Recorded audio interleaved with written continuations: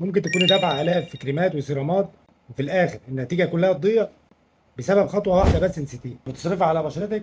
اتاكدي ان واقي الشمس هي اهم حاجه تحافظ على فلوسك، واوعي تشتري واقي الشمس قبل ما تسمعي الاربع حاجات دول اللي على اساسها بنختار لك واقي الشمس. اول حاجه نوع البشره.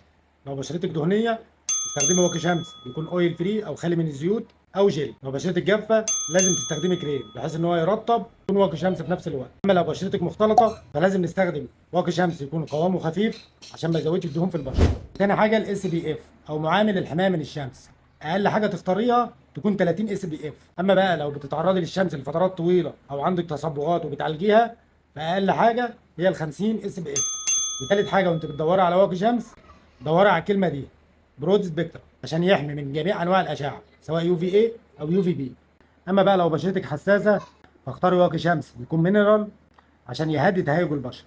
يعني من الاخر مش اغلى واقي شمس هو احسن حاجه، وافضل واقي شمس هو المناسب لبشرتك واللي انت تحطيه على بشرتك وانت مرتاح.